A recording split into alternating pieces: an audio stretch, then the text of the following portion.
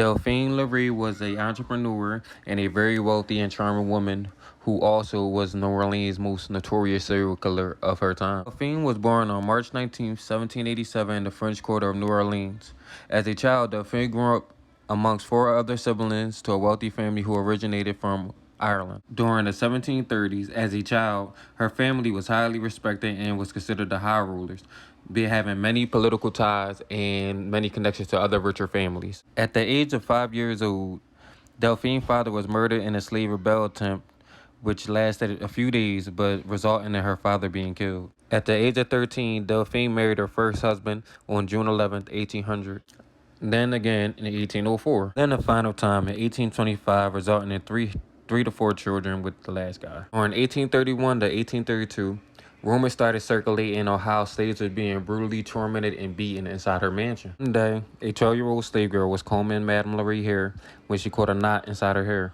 Madame Lalaurie chased her up to the roof, where she jumped to her death, trying to avoid being whipped. This caused an investigation on her mansion, where plenty of deaths were unexplained from her mansion.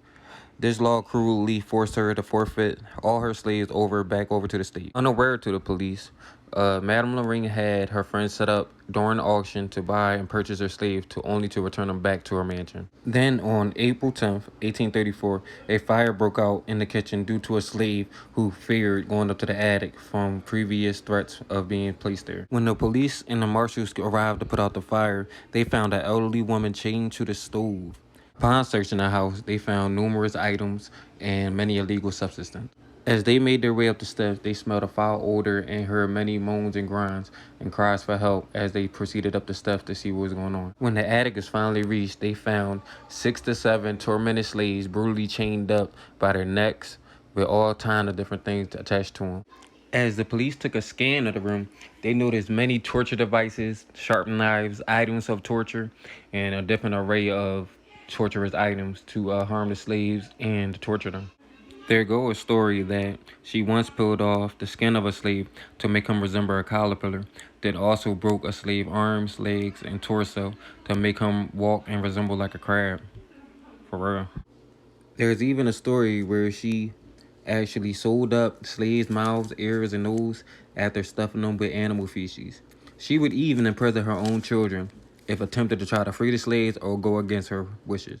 After word was released to the press on how these slaves were violated, tormented, and enslaved in worse conditions than already, an angry mob came and torched her mansion right on Royal Street.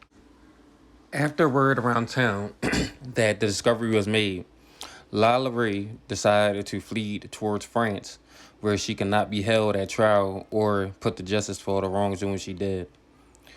And this is the end of the story of Madame Lalaurie, a serial killer from New Orleans back in the 1800s. And this is my story with y'all. Enjoy.